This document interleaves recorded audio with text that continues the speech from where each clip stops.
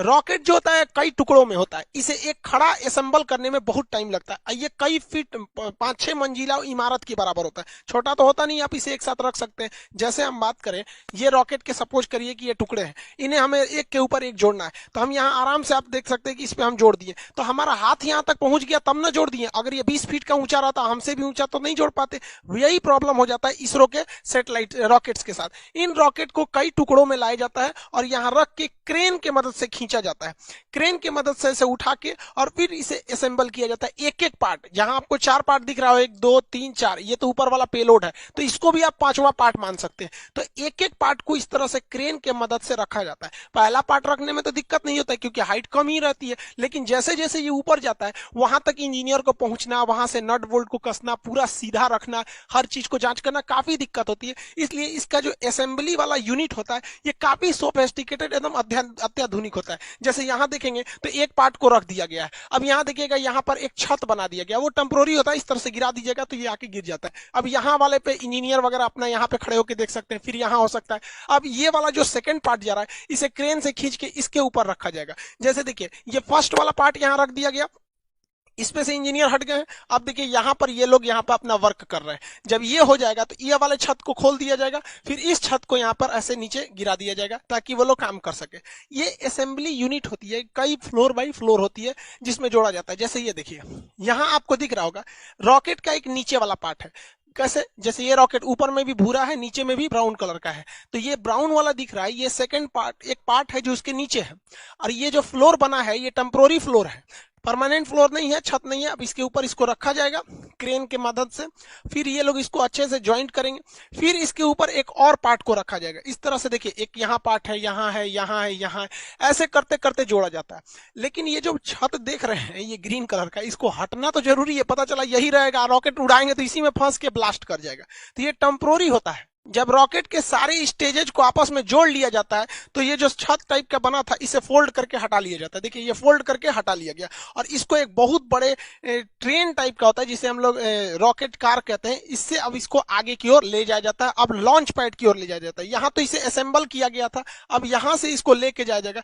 ये था आपका असेंबली रूम। ये देखिए, ये सारे छत के पार्ट्स थे, अलग अलग थे, ये ऐसे खुल गए हैं। अब इसको इसी के मदद से लाया जाएगा। इसके अंदर ये असेंबल किया जा रहा था लेकिन वहां से लॉन्च नहीं किया जाएगा, इसके मदद से, इस कार के मदद से यहाँ लाके फिर इसमें इसको अटैच करके रखा जाएगा इस लॉन्च पैड में।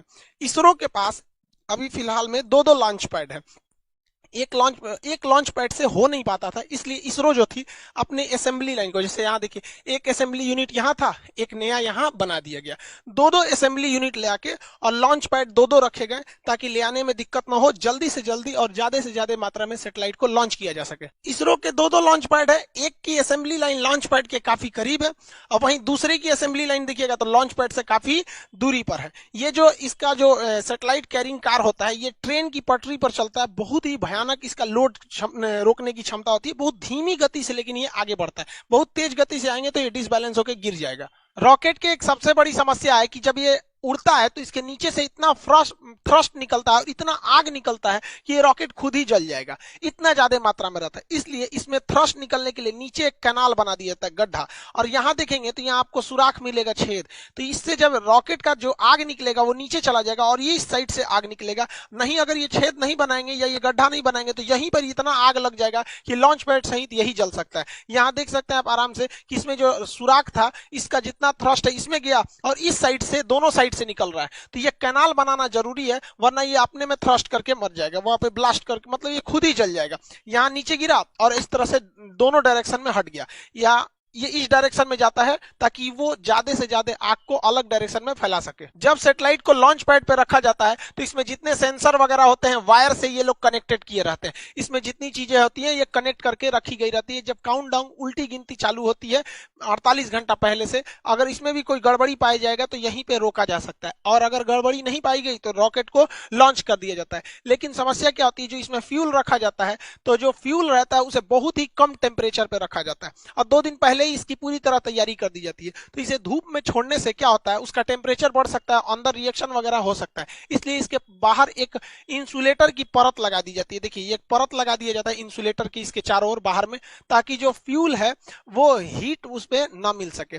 और जब ये लॉन्च करता है तो यही टुकड़ा नीचे गिरने लगता है। तो आप जब भी देखेंगे सैटेलाइट लॉन्च करते समय ये टुकड़े बाहर गिरते रहते हैं, ये फ्यूल को रोकने के लिए इंसुलेटर होता है जो हीट को अंदर जाने नहीं देता है। रॉकेट जब जमीन से ऊपर जाता है तो ये न्यूटन के तीसरे नियम पे काम करता है, ये थ्रस्ट धकेलता है और ये ऊपर जाता है। लेकिन आपको पता है कि पृथ्वी का अपना गुरुत्वाकर्षण क्षमता होती है, ये किसी चीज को अपनी ओर खींचती है। आप पृथ्वी से जितना ज्यादा करीब रहेंगे वो उतना ज्यादा खींचेगा। इसलिए रॉकेट को सबसे ज्यादा ताकत की जरूरत होती है तब जब वो जमीन छोड़ रहा होता है, क्योंकि वो पृथ्वी के करीब है। आप पृथ्वी को छोड़ के ऊपर जाएंगे या नीचे जाएंगे, जी की वैल्यू घटती है। ये फिजिक्स के चैप्टर में पढ़ाए थे हम आपको, गुरुत्वाकर्षण वाले चैप्टर में।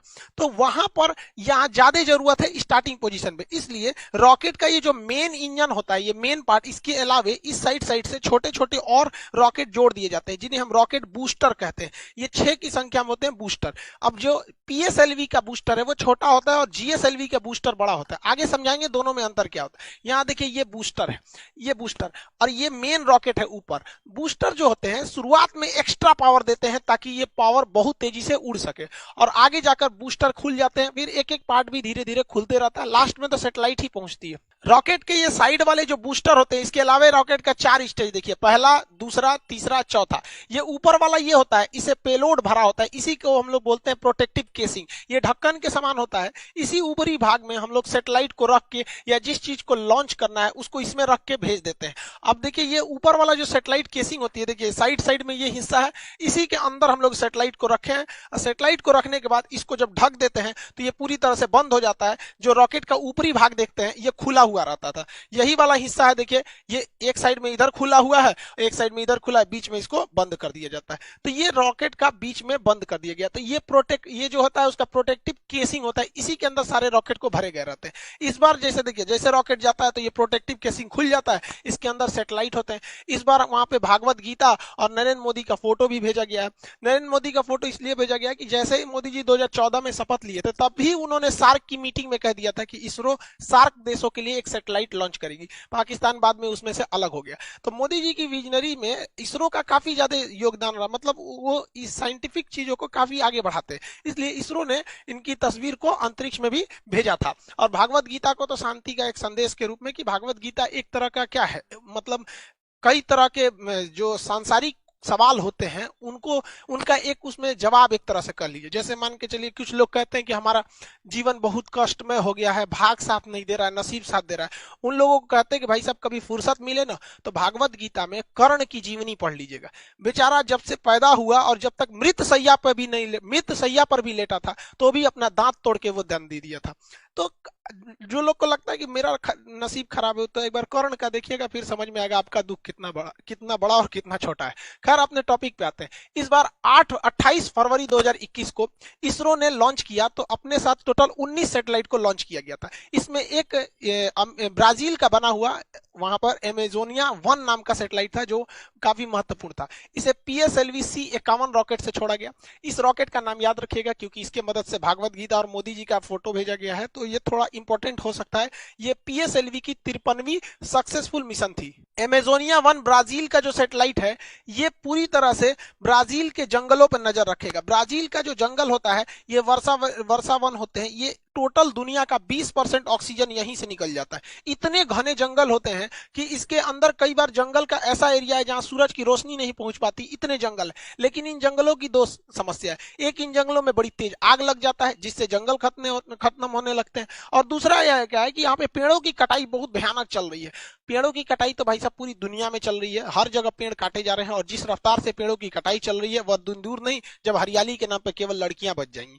तो इसके लिए जो ब्राजील है वो एमेजोनिया 1 नाम का सैटेलाइट लॉन्च कर रहा है ताकि वो अपने जंगलों पर नजर रख सके। भैया जरूरी भी है, पूरी दुनिया का फेफड़ा कहा जाता है ब्राजील के जंगलों को। इसमें 19 सैटेलाइट थे जिसमें एक एमेजोनिया 1, दूसरा महत्वपूर्ण था सिंधु नेत्र। ये भारत ने छोड़ा था। ये समुद्री क्षेत्र पर निगरानी के लिए किया गया क्योंकि घुसपैठ वगैरह न हो। आप याद कीजिए अजमल कसाब जैसे जो घुसपैठ हुए थे छोटे मोटे जहाजों से, इस वजह से वो समुद्री एरिया में किसी भी संदिग्ध जहाजों पर इस सैटेलाइट से नजर रखा जा सकता है, क्योंकि वो जो टेररिस्ट वगैरह जो घुसते हैं या स्मगलर जो ड्रग्स वगैरह का करते हैं, उन्हें लगता है कि नहीं यहाँ से तो कोई मतलब नौसेना की जहाज नहीं है, तो कितना बेहतरीन कोऑर्डिनेशन हो जाएगा। जैसे मान के चलिए नौसेना ने कहा कि भैया इस एरिया में मेरी जहाज नहीं है, तो सैटेलाइट से उस एरिया पे ज्यादा नजर रखा जाएगा, और जिस एरिया में नौसेना अभी पेट्रोलिंग पे है तो उस एरिया की सैटेलाइट पे उतना फोकस नहीं किया जाएगा। देखिए इसरो जो है, इंडियन स्पेस रिसर्च ऑर्गेनाइजेशन, इसका काम केवल है कि रॉकेट बनाओ और उसको सैटेलाइट बनाओ, दोनों को लॉन्च करो। लेकिन इसमें एक कमाई का भी जरिया हो सकता है। विदेश के लोग जो है, बहुत सैटेलाइट बनाना बहुत मुश्किल का काम नहीं है, लेकिन रॉकेट बनाना बहुत मुश्किल काम। इवन हम लोग ने अपना पहला सैटेलाइट आर्यभट्ट भारत में बना लिया था, लेकिन उसको हम लोग लॉन्च करने के लिए रूस को दिए थे, रूस ने अपने रॉकेट से उसे छोड़ा था। तो बहुत से ऐसे देश हैं जो दुनिया को कहते हैं कि भैया अमेरिका से कहते हैं, यूरोप से कहते हैं कि हमारे सैटेलाइट को छोड़ दो, तो भारत बहुत सस्ते में छोड़ देता है, और भारत की सैटेलाइट काफी विश्वसनीय होती है। इसलिए इसके लिए भारत सरकार ने एक कंपनी बनाई थी, उसका नाम था एंट्रिक्स।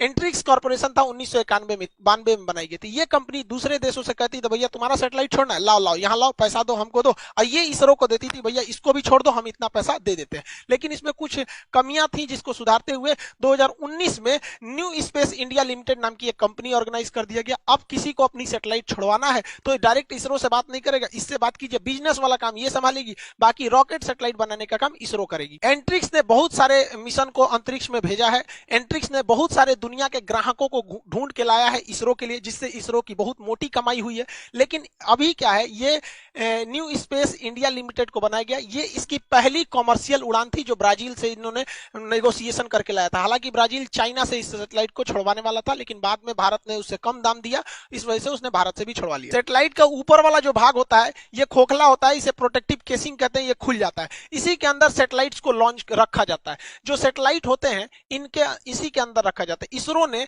2017 में इसके अंदर छोटे छोटे कुल 104 सैटेलाइट को लॉन्च किया था। इसके अंदर देखिए यहाँ पर छोटे छोटे होते हैं, तो 104 रॉकेट सैटेलाइट्स को इस पेलोड के अंदर रखा था। जब ये जाते हैं तो खुल जाते हैं और सैटेलाइट अंतरिक्ष में चले जाते हैं। 600 से 900 किलोमीटर ऊंचाई पे जाने के बाद पृथ्वी का गुरुत्वाकर्षण खत्म हो जाता है, फिर वो घूमने लगते हैं। इन सैटेलाइट को ऊर्जा यानी एनर्जी मिलती है, इन पर सोलर पैनल लगे होते हैं, इनमें सोलर पैनल से इनमें एनर्जी लगी होती है, मतलब एनर्जी ले रहते हैं ये लोग सोलर पैनल से। और इसके अंदर छोटा सा एक तो मोटर भी होता है जिससे कि ये अपने डायरेक्शन और अपने पाथ को चेंज कर सकते हैं। तो रॉकेट केवल अंतरिक्ष में जाके ये खुल जाएगा और सबको ऐसे फेंक देगा, और वहां गुरुत्वाकर्षण नहीं है तो सब इधर उधर तैरेंगे, तो वन बाय वन सबको अपने अपने ऑर्बिट में फिट कर दिया जाता है। रॉकेट इंजन और जेट इंजन में अंतर क्या होता है? हवाई जहाज में जेट इंजन लगा होता है, ये बाहर से ऑक्सीजन ले लेता है, जबकि अंतरिक्ष में तो ऑक्सीजन ही नहीं है, इसलिए रॉकेट इंजन उस इंजन को कहते हैं जो अपना खुद का ऑक्सीजन का सिलेंडर ले जाया जाता है। तो जिस सिलेंडर में ऑक्सीजन रहता है उसे हम ऑक्सीडाइजर कहते हैं, और जिसमें फ्यूल रहता है उसे फ्यूल टैंक कहते हैं।